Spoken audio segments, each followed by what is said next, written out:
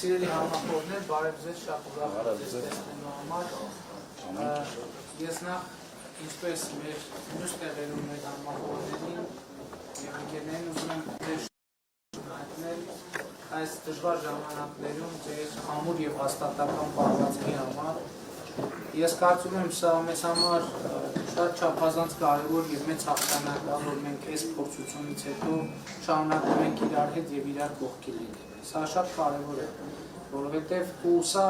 ես երեք մի տեղ ասացի, ես կարծում եմ այդ միտքը արժանի է կրկնվել, որ եթե մեր այս քաղաքական հարաբերությունները հիմնված լիներ փողի վրա, եթե մեր քաղաքական հարաբերությունները հիմնված լինել բիզնեսի վրա, եթե հիմնված լինել ինչ-որ շահադիտական նպատակի վրա, ես բացառում եմ, որ այս փորձություններին դիմանալ։ Եվ շատ կարևոր է սա արձանագրել, սա նշանակում է, որ էական շատ լուրջ փոփոխություններ են տեղի ունեցել մեր հանրային կյանքի կազմակերպման իմաստով։ Ինչ խոսք մենք դաժան աղետի միջով ենք անցել, դաժան պատերազմի միջով ենք անցել, բայց ես երեք շատ եմ խոսել դրա մասին, ես չգիտեմ դուք հետևել եք թե չեք հետևել, բայց ես այդ երեք ասացի ֆոնի վրա ուզում եմ ընդգծել, որ ես հիմա նոր-նորքի նախընտրական շտաբում ունեցած ելույթի ժամանակ ողջունեցի ԵԱԿ Մինսկի խմբի համանախագահների երեք արված հայտարարությունը, որը վերաբերում է հայ-ադրբեջանական սահմանի, մասնավորապես Սոտ Խոզնավար հատվածում ստեղծված իրադրությանը եւ ասացի, որ համանախագահների առաջարկը լիարժեք ընդունելի է մեզ համար եւ ինչպես համանախագահները կոչ են անում, մենք պատրաստ ենք անմիջապես սկսել մեր զինված ուժերի հետ քաշումը այդ հատվածից, Սոտ Խոզնավար հատվածից, այն պահից, երբ որ համանախագահները պայմանավորվածությունը ճշտեն, հաստատեն Ադրբեջանի հետ եւ մեզ համապատասխան խորհրդով տեղեկացնեն, որ պայմանավորվածությունը ձեռքբերված է, ինչա տեղի ունենալու դրանից հետո պետք է տեղի ունենա կամ ռուս սահմանապահների տեղակայումը, եթե մեր ռուսաստանցի գործընկերները այս գաղափարը ընդունում են, կամ ԵԱԿ Մինսկի խմբի համանախագահության դիտորդական խմբերը, որպեսզի տեղում երաշխավորեն, որ ընդհանրապես ոչ մի ստորաբաժանում չի մնում, բոլորով հետ են քաշվում, առանց բացառության բոլորով հետ են քաշվում, եւ կամ ուրիշ կոմբինացիա եւ ռուս խաղապահները եւ ԵԱԿ Միսկի խմբի համանախագահությունը ներկայացնող դիտորդները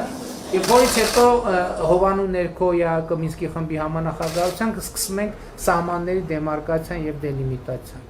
Ժորժ, ես խնդրում եմ բոլոր նրանք, ովքեր ուզում են այս դեմարկացիա դելիմիտացիայի թեմայով վախեցնել մեզ, պետք չի դրանից վախենալ, որովհետեւ էլի ասում եմ, արդյոք ասում են, պետք չի որ սահմանը ֆիքսենք։ Դա նույնն է, որ միջնադարում ասեն պետք չի որ ամրոցի շուրջ Պարիս կառուցենք, որովհետեւ պետական սահմանը 21-րդ դարում Պարիս բա։ Եվ այս շատ կարևոր բան է, եւ երբ որ մենք այս նպատակին իրագործման այս բանաձևը գործարկենք եւ նաեւ վերսկսենք բանակցությունները ԵԱԿ Մինսկի խմբի համանախագահության շրջանակներում Ղարաբաղի հարցի կարգավորման վերաբերյալ, սա կնշանակի, որ ըստ էության մենք մեկնարկում ենք այն տեսլականի գործարկումը, որի մասին խոսել ենք։ Իսկ դա Հայաստանի համար խաղաղ զարգացման դարաշրջան բացելն է, որ Հայաստանի ժողովուրդը, հայ ժողովուրդը խաղաղ զարգացման հնարավորություն ունենա իր հայրենիքում։ Ես նոր Մարաշի շտաբում խոսեցի կրթության ոլորտի մեր տեսլականի վերաբերյալ։ Ընդ որում չեմ ուզում թաքցնել, որ անձամբ ես շատ ոգևորված եմ այդ ծրագրի իրականացմամբ եւ իմ ոգևորությունը կրկնապատկվում է այն գիտակցումով, որ մենք ըստ էության այդ ծրագրի այդ տեսլականը բերել ենք մի տեսքի, որ կարող ենք ասել, որ ամբողջական պատկերացում ունենք։ Ես հիմա ուզում եմ խոսել տնտեսության մասին եւ Հայաստանի արդյունաբերականացման մասին։ Հայաստանի արդյունաբերականությունը իմ ընկալմամբ խորապես եւ էապես կապված է կոմունիկացիաների բացման հետ։ Տեսեք, էլի կոմունիկացիաների բացման թեմայով մեզ շատ փորձում են վախեցնել։ Ինչ-որ միջանցքների մասին են խոսում եւ այլն եւ այլն։ Ճիշտը որ ասեմ, որ Ադրբեջանի ղեկավարության հայտարարությունները այդ թեմայով բավականին տարօրինակ են։ Ինչու են տարօրինակ։ Որովհետեւ մենք ընդունել ենք նոյեմբերի 9-ի ձեզ հայտնի հայտարարությունը, որտեղ կա կետ կոմունիկացիաների բացման վերաբերյալ։ Եվ հունվարի 11-ի մոսկովյան հայտարարության մեջ, որը հրապարակված է, մենք ըստ էության մեկնաբանել ենք, թե ոնց պիտի իրագործենք նոյեմբերի 9-ի հայտարարության կոմունիկացիաներին բացվող կետերը, եւ դուք կտեսնեք, որ այդ փաստաթղթում ընդհանրապես գոյություն չունի։ Խոսքը կոմունիկացիաների բացման մասին է։ Բայց այս թեմայի շուրջ ես վերջերս ուրիշ բան տեղի ունեցավ, երբ որ Հնդկաստանը Իրան Իսլամական Հանրապետությունում ստանձնեց մի նավահանգստի շահագործումը եւ որից հետո հրապարակային առաջարկություն արեց բացել տրանսպորտային միջանցք Իրան-Հայաստան Վրաստան։ Եվ նրանք միջանցք ասելով նկատի են ունենում ուղղակի բաց ճանապարհները։ Այսինքն բաց ճանապարհների հետ կապված մենք որևէ խնդիր չունենք։ Եվ հետեւաբար ես էլի ուզում եմ ձեզ հստակ ասել, որ մենք երբեք պաշտոնապես, ոչ պաշտոնապես չենք քննարկել միջանցքի տարածքի փոխանակման հետ կապված, նկատի ունեմ Մեղրիի մասին են շատ խոսում։ Մեղրիի փոխանակման թեման Հայաստանի Հանրապետությունում քննարկվել է մեկ անգամ 1999 թվականին։ Այդ քննարկմանը մասնակցել են Կարեն Դեմիրճյանը, Վազգեն Սարգսյանը, որոնք դեմ են արտահայտվել։ Այդ քննարկումից հետո Վազգեն Սարգսյանը մեկնել է Մեղրի։ Եվ այնտեղ խոսել է Մեղրիի նշանակության, ռազմավարական նշանակության վերաբերյալ, որից հետո տեղի է ունեցել հոկտեմբերի 27-ը։ Սպանվել են Վազգեն Սարգսյանը եւ Կարեն Դեմիրճյանը, որից հետո տեղի է ունեցել ԵԱՀԿ Ստամբուլյան գագաթնաժողովը, որի ընթացքում ընդունվել է ԵԱՀԿ Եվրոպայում անվտանգության Ստամբուլյան խարտիա, որի մեջ ըստ էության Հայաստանը կողմը քվեարկել են բանաձևերին, որը պիտի նշանակի, որ Ղարաբաղի հարցը պիտի լուծվի Ադրբեջանի տարածքային ամբողջականության շրջանակներում։ Եվ իմիջիայլոց ուզում եմ մի այսպիսի զուգահեռ տանել, Ուրեմն 1996 թվականին, եթե հիշողությունս ինձ չի թավաճանում, 95 կամ 96 թվականին հիմա մենք կարող ենք մի հատ Լիսաբոնի գագաթնաժողով տեղի ունեցել Լիսաբոնի գագաթնաժողովը, որտեղ էլի այդպիսի ձևակերպում ա եղել։ Բայց 96 թվականին Հայաստանի Հանրապետությունը վետո է դրել այդ որոշման վրա։ Բայց 99 թվականին Հայաստանի Հանրապետությունը արդեն կողմ է քվեարկել։ Իհարկե դրանք նույն բաները չեն եղել, բայց բովանդակային առումով 96 թվականի դեկտեմբերի 3-ին Լիսաբոնի գագաթնաժողով։ Եվ նկատի ունեմ, այդ շատ տարօրինակ է, որ մեղրի թեման փորձում են մեզ հետ կապել այն քաղաքական ուժերը, որոնք իրանք են ժամանակին լրջորեն քննարկել մեղրի թեման։ Եվ հետևաբար Հայաստանի արդյունաբերականացման գործընթացի տրամաբանության մեջ մեզ համար չափազանց կարևոր եւ կարևոր է կոմունիկացիաների բացումը, որպեսզի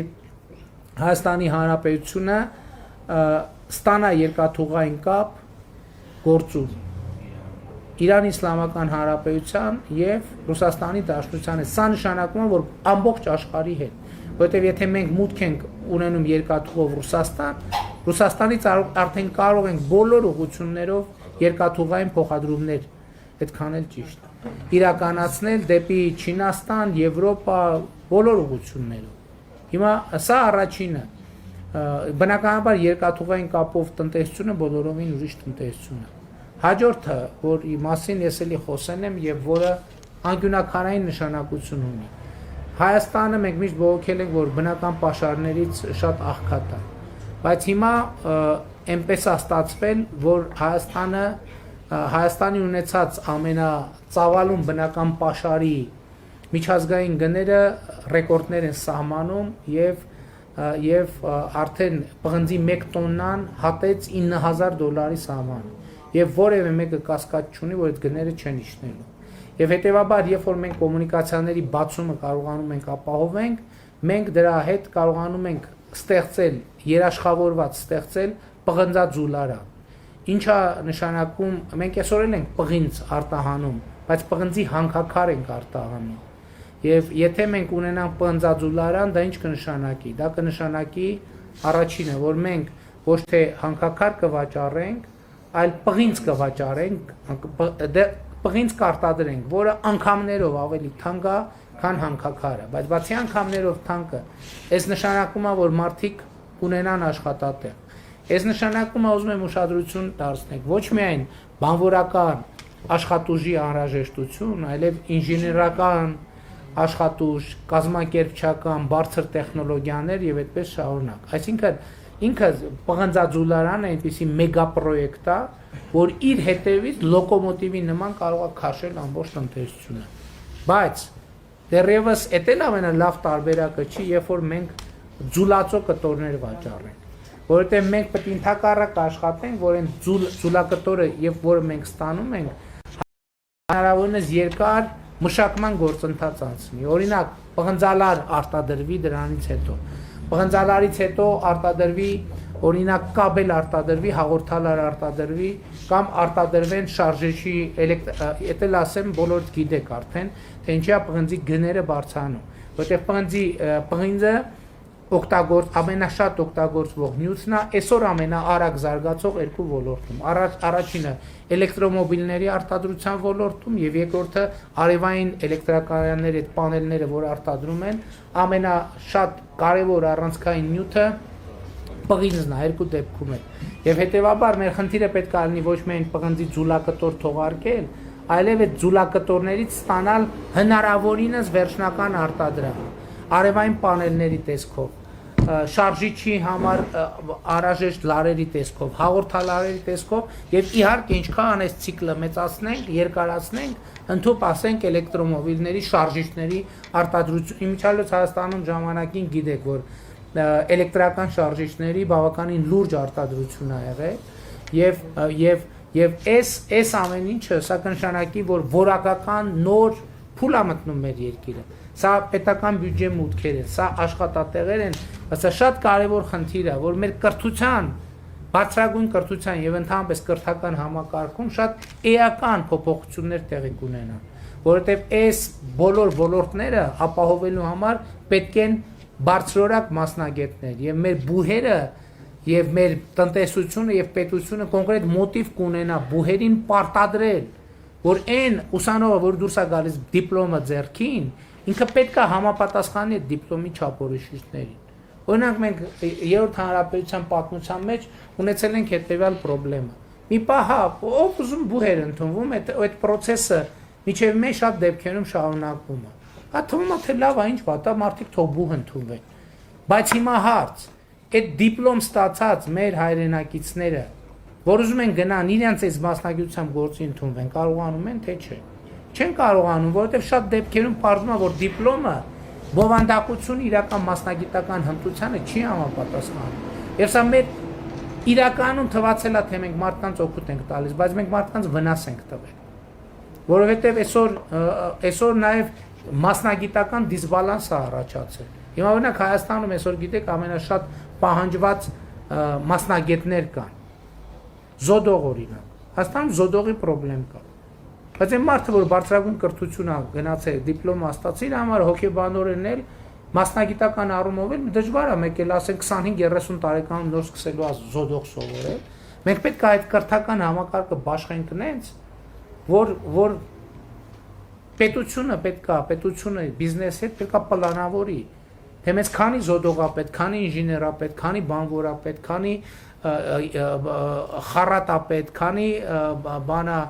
փայտագործ է պետք եւ այդպես շարունակ, որպեսզի մենք կարողանանք մարդկանց կյանքը կազմակերպել, որտեղ մարդը գիտելիք չունի, նկատի ունեմ կամ պիտի ունենա ինֆորմացիա, դե 10 տարի հետո մեզ ինչ մասնագետներ են պետք լինելու։ Հիմա օրինակ 21-րդ դարի առանձնահատկություններն են, որ շատ մասնագիտություններ կան, որոնք իրանք գալիս է ժամանակը եւ այլևս պետք չեն գալիս այդ մասնագիտությունը։ Այսօր մեր երեխաները, մեր ծնողները պետք է ունենան ինֆորմացիա, թե 10 տարի հետո ինչ մասնագիտություն է, որ այլևս գոյություն չի ունենալու։ Որովհետև կարող է մարդը 10 տարի ծախս այդ մասնագիտությանը, հետո պարզվի այդ մասնագիտությունը ոչ մեկին պետք չի։ Եվ հետեւաբար այս տնտեսությունը ես այսօր առավոտ խոսեցի անվտանգություն, կրթություն, տնտեսություն։ Սրանք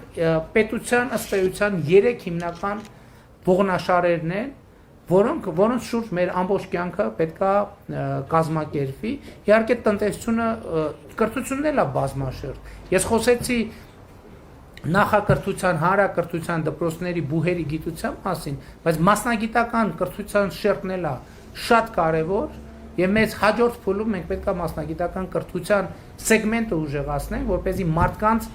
ինչն է կրթական համակարգի ամենակարևոր խնդիրը։ Մարդուն տալ այնպիսի գիտելիք եւ հմտություն, որ երբ որ ինքը լքի, այսինքն ստանա այդ որակավորումը, ինքը իր հնարավորությունը ստանալ պատշաճ վճարվող աշխատավարձ, որ իր բարեկեցությունը կապահովի, այդ հնարավորությունները անգամներով բարձրացնել։ Սա չի նշանակում, որ բոլորը առանց բացառության ստանալու են։ Այդ որովհետև ինչքան էլ կրթական համակարգը, պետական համակարգը լավ գործի, մարդու անձնական հմտություններից, ընդունակություններից, ընդհանուր ցանկություններից շատ բան է կախված։ Բայց մենք պետք է մաքսիմալը անենք, որ մարդկանց կյանքը այս առումով կազմակերպենք։ Հետևաբար ես ինչ եմ կոչ անում։ Ընդհանրապես այն, որ միջավայրը շատ վտանգավոր է Հայաստանի համար, այդ պետք չի շղթել։ Դա բոլորս գիտենք։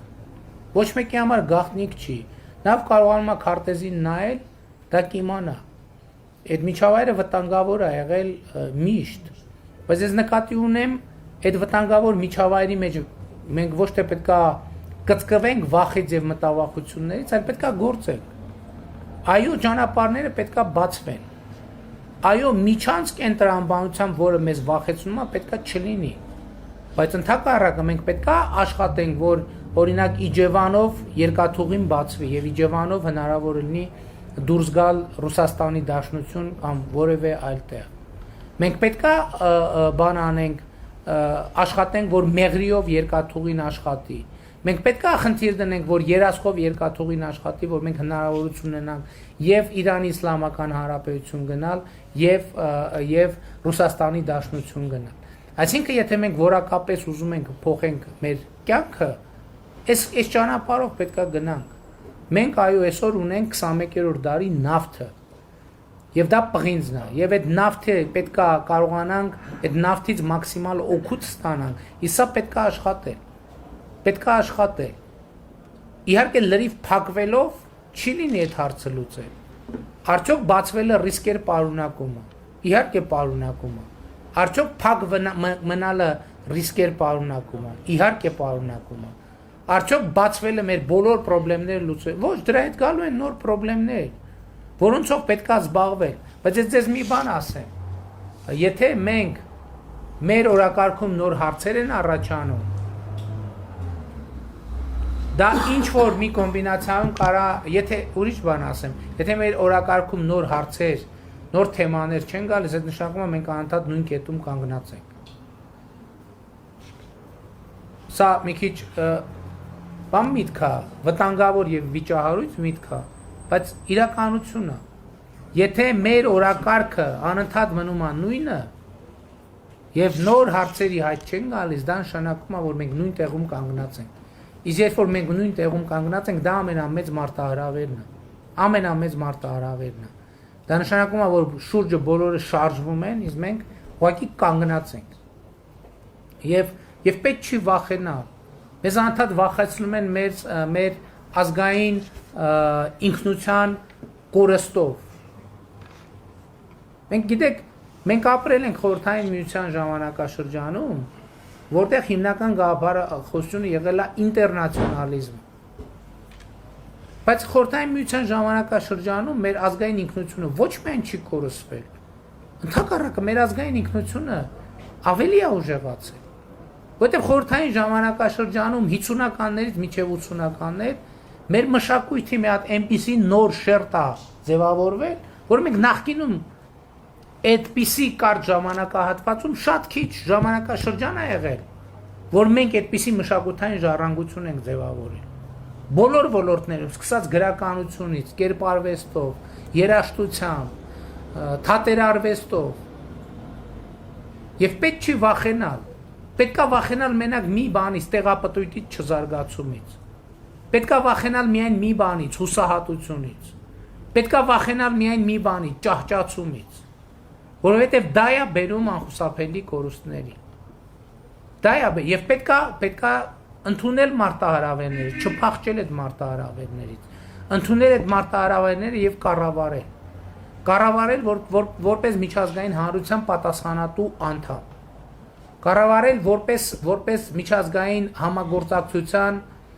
ջատագով եւ խթանող։ Եվ այս process-ները շատ կարեւոր են։ Եվ այն մտավախությունները, որ մենք ունենք, այդ մտավախությունն էլ է պետք վերածել կառուցողական էներգիայի, որովհետև մենք պետքա գործենք։ Մենք պետքա մտածենք անընդհատ եւ նորանոր լուծումներ առաջարկենք մեր խնդիրներին։ Սա չի նշանակում, որ մենք այն ինչ որ ուզում ենք իրականացնենք, կոմունիկացիաների բացում,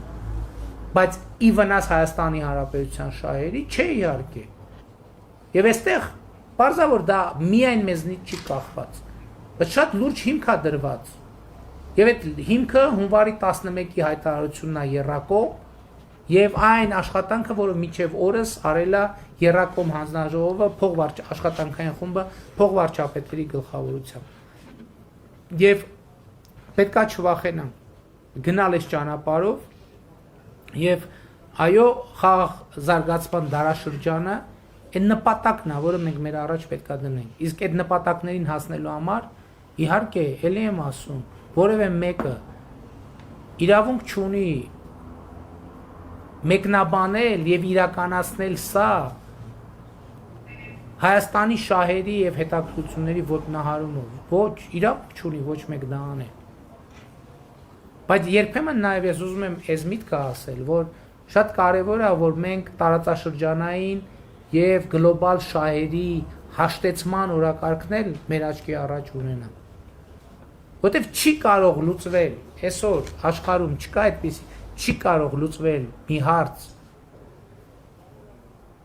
միայն մի երկրին ձեռնտու ձևով։ Չի կարող լինել այդպիսի բան։ Չի կարող լինել։ Այսինքն որևէ հարց լուծվում այն պարագայում, երբ որ առնվազն մի քանի առանցքային շահեր հաշվի են առնվում։ Եվ սա կարևոր արձանագրում է եւ ուզում եմ որ մենք բոլորս այս արձանագրումը անենք։ Եվ շատ կարևոր է որ մենք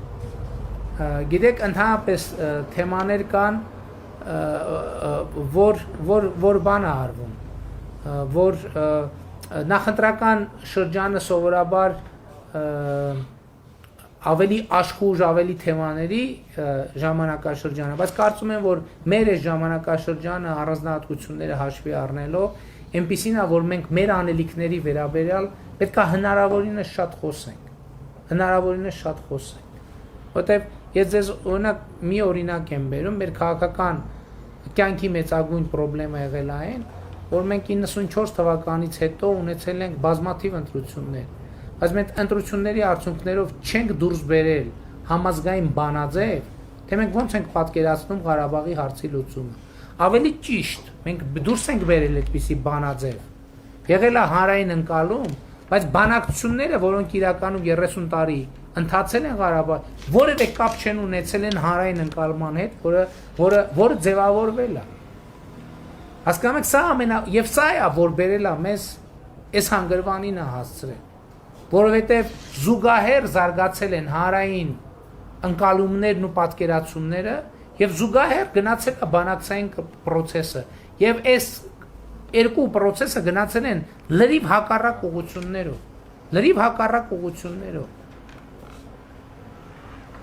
Եվ սա է որ բերել է խնդրեմը, եւ սա է որ անհնարին է դարձրել լուծումները։ Եվ մենք այս process-ից պետքա կարողանանք դասեր քաղել եւ մեր ժողովրդի հետ խոսել բաց եղած խնդիրների եւ դրա լուծման պատկերացումների վերաբերյալ։ Եվ այս նախընտրական շրջանը եւ քանի որ դուք նաեւ ես ձեզ հետ եմ խոսում եւ դուք այս նույն թեմաների մասին պետքա խոսեք արդեն քաղաքացիների ընտրողների հետ, խնդրում եմ այս հարցերում ձևակերպումների մեջ լինել ճշգրիտ եւ համարձակ եւ անկեղծ եւ բաց, որտեղ անկեղծությունը մեր ամենակարևոր գործիքն է, զենք չասենք։ Ես կարող եմ ասել, որ երրորդ հանրապետության պատմության մեջ երբեք այսպիսի անկեղծ խոսակցություն քաղաքական տեղի չի ունեցել, ինչքան տեղի է ունենում վերջին տարիներին Հայաստանի Հանրապետությունում։ Եվ սա պետք է այո Եվ սա է այն ապագայի եւ նաեւ սրա համար ենք մենք ասում այո ապագա կա եւ այդ ապագան մենք պետքա կառուցենք որովհետեւ որ ասում ենք ապագա կա դա չի նշանակում իրար հետ բայց չի նշանակում դե ասենք ապագա կա գրենք պլակատների վրա դե գնանք ամեն մեկս գնանք բան չէ մեր գործերով էլի մեր գնանք նստենք տենանք երբ այդ ապագան գալիս ոչ ապագան կա եւ այս ապագան սկսվում է այստեղից այս խոսակցությունից հետո մենք ինչ ենք անում մենք ոնց ենք տրամադրվում ոնց ենք կարողանում կառավարել մեր մարտահրավերները եւ իմիջայլոց երեք տենց ոնց որ մտքով մոռացել էի ոչ թե մոռացել է մտքիցս գնացել է մենք մեր քաղաքական գործունեությունը սկսել ենք հենց ապագայի մասին խոսակցությունով երբ որ ասում ենք որ Հայաստանի ապագան կախված է մեկ մարդուց եւ այդ մեկ մարդը դու ես այս չի փոխվել այս բանաձևը որովհետեւ այն երեխան որը գնալու է նախակրթարան ինքը ինչ կրթություն ստացավ եւ ոնց ընկալեց այդ կրթությունը եւ դաստիարակ ուսուցիչը ոնց մատուցեց այդ դաստիարակ ուսուցիչն այն մարդը մեկ մարդը որից կախված է այդ ապագան որովհետեւ ասում եմ հիմա եկեք հետ գնանք ես նոր բան արեցի նոր Քմարաշի շտաբում այդ թիվը հրապարակեցի 2019 թվին հետազոտությունը արվել եւ պարզվել է որ 10 տարեկան երեխաների 35%-ը կարդալ չգիտի Հայաստանի Հանրապետությունում 10 տարեկան երեխաների 35%-ը սա պատկերացնում եք ինչ աղետ է ինչ ական է դրված Հայաստանի Հանրապետության ապագայի հիմքում մենք պետք է բացառենք սա Խորհրդային Հայաստանում անգրագիտությունը վերացված է եղել հիմա մենք փաստորեն 30 տարվա անկախության արդյունքում անգրագիտության խնդրեմը վերադարձրել ենք ժողովուրդ սա ամոթ է մեզ համար սա մեր աղետն է սա այս շղթան է որ բերում է այն աղետի որը բոլորս արդեն զգում ենք տեսնում ենք մեր մաշկի վրա մեր կաշվի վրա մեր հայրենիքի վրա Բայց եթե երկրի ղեկավարը հայր են գրելը չիմանա, ինչ պետք է լինի։ Ասելա ես հայր եմ վախենում եմ գրեն 2-3 տակ սխալն, որ մեզ գերեվարել է, մենք ազատվել ենք գերեվարությունից եւ հավից հավեր։ Չեն կարող այն ասպարտությունները բարձրացնել մեզ։ Մեր կյանքի գնում։ Եթե չի կարող։ Շատ ուժեղ համակարգավերը, բայց չի ստացել։ Շատ լավ։ Ես համոզված եմ դրանում։ Ես ուզում եմ միջարով ձեզ այսպեսի մի բան էլ ասեմ, որ թեման հասավ այդտեղ, շատ կարևոր է, տեսեք, այսօր ուժեր կան, ասում են դե այս իշխանությունը ընտրությունների ըստ էության ասում են չի կեղծելու, ասում են, բայց մենք ետընտրական process ենք իրականացնելու։ Այսօր մարդիկ նաև դրանից են շատ լարվում եւ իրանք ասում են, որ իրենք ուզում են, որ ընտրություններից հետո կայունությունը վերականգնվի։ Ես ուզում եմ մեր հայրենակիցներին մի այսպիսի ուղերձ ցղել, որ եթե մենք ուզում ենք, որ ընտրություններից հետո կայունությունը վերականգնվի ժողովրդի հաղթանակով, մենք խնդրում ենք, ակնկալում ենք եւ կոչ ենք անում եւ հույս ունենք, որ ընտրությունների արդյունքում քաղաքացիական պայմանագիր կուսակցությունը կստանա ընտրողների քվեների 60%։ Սա անհրաժեշտ է, որպեսզի մենք այդ խաղաղ զարգացման դարաշրջանը բացենք, որովհետև գիտեք, մեզ պետք չի այլ սցենարներ, մեզ պետք է որ ընտրությունները տեղի ունենան եւ մենք լիարժեք վերադառնանք մեր անվտանգային տնտեսական, կրթական, սոցիալական հարցերի լուծմանը։ Դրա համար երաշխիքը էլի կարող է լինել քաղաքացի։ Եվ մենք ուզում ենք այս ինֆորմացիան կիսել քաղաքացիների հետ, որպեսզի որևէ վիճարկում տեղի չունենա ժողովրդական մանդատի, շատ կարևոր է, որ Հայաստանի Հանրապետության քաղաքացիների 60%-ը քվեարկի քաղաքացիական պայմանագիր կուսակցության օգտին, եւ մենք խնդրում ենք, հորդորում ենք, կոչ ենք անում մեր քաղաքացիներին գնալ եւ վերահաստատել իշխանության մանդատը, որտեղ դա իրանց իշխանության մանդատն է։ Որտեղ դա նշանակում է, որ Հայաստանի Հանրապետության ժողովուրդը պահում է իր ձեռքերում իշխանությունը, եւ մենք իհարկե դրա համար ամեն ինչ կանենք, բայց կանենք ամեն ինչ ասելով նկատի ունենք ամեն ինչ կանենք, որ օրինական ընտրություններում քաղաքացին գնա եւ քվեարկի մեր օգտին, եւ այս է պատճառը, որ մենք նաեւ մեր ներթիմային հանդիպումները հրապարակային ենք դարձնում ուղիղ եթերի միջոցով, որովհետեւ հարց չծագ հավաքվել էին, այդ ինչ են խոսում։ Մենք խոսում ենք Հայաստանի ապագայի մասին եւ մենք ասում ենք, որ ապագա կա։ Եվ Հայաստանի Հանրապետության քաղաքացին հունիսի 20-ին պետք է գնա ընտրական տեղամաս եւ ասի ապագա կա եւ ամսի 21-ին պետք է քվեաթերթիկների հաշվարկով արձանագրվի ի լուր ամբողջ աշխարհի, որ հայ ժողովուրդը ի հեճուկս ամեն ինչի ասում է, որ ապագա կա եւ այդ ապագան իր ձեռքերում է։ Շնորհակալ եմ։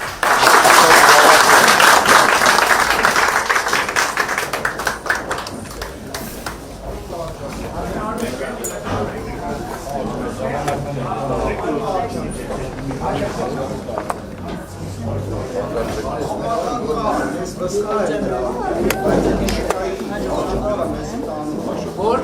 չկայի ճանաչել, շատ են խոսում են տանդերարիչներով։ Հերոստանիքից խոսան, որ երեխան տանդերստը շապակում է վարված տանդը, զորքից հեռու, տեխնիկայից հեռու։ 6 օր կրվից հետո արդեն տարակած շունչը հելը վերանում։ Ասպաս պարվեցի, մետի վերջի վարնա։ Ես համաձայն եմ, հերոստաղեքից խոսանք, օտար ազգերից որ մեկը տնի մեր աղբերը, էդի ձեր աներունն է, մեր գլխի բանը չի։ Բայց պատերազմը չծանես մի հատ լեգենդի, որը որ միշտ ծանել է, մենակ քանդրաններից է խոսում։ Ճիշտ, հերոսներից էլի։ Անդրագիտությունը, որ մեր մեջ մնացել է, կարող է արժանվել։ Մենք շարունակենք յավոց գնում, որտեղ շարունակենք։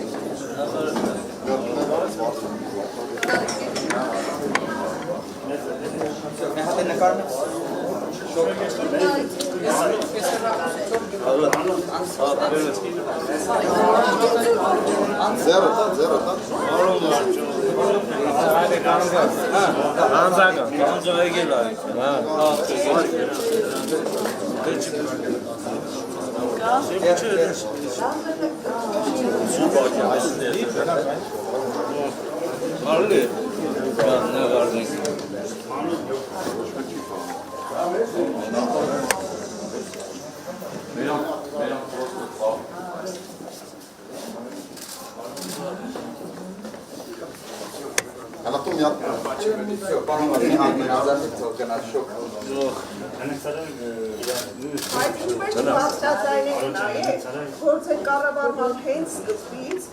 վերացավ իսպար կոռուպցիան։ Դե արդեն Ինչպես չհայտնենք մեր դե բոլորը գիտեն, բայց ցանկանում են։ Ոնց մի փաստը չէ։ Հա,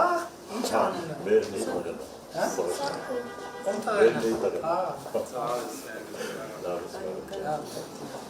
Կարեցի։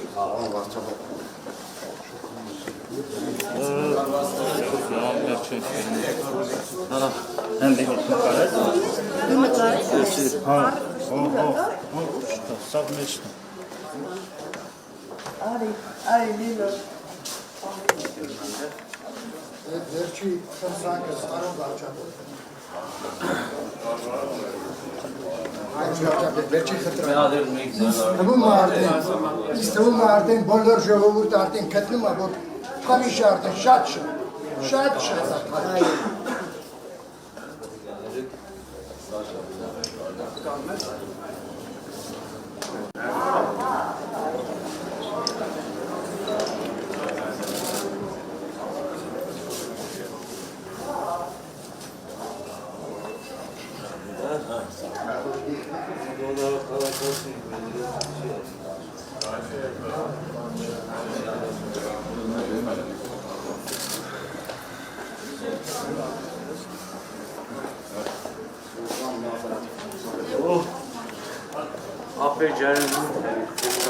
Հեն անդես մամը լավ միլիցիան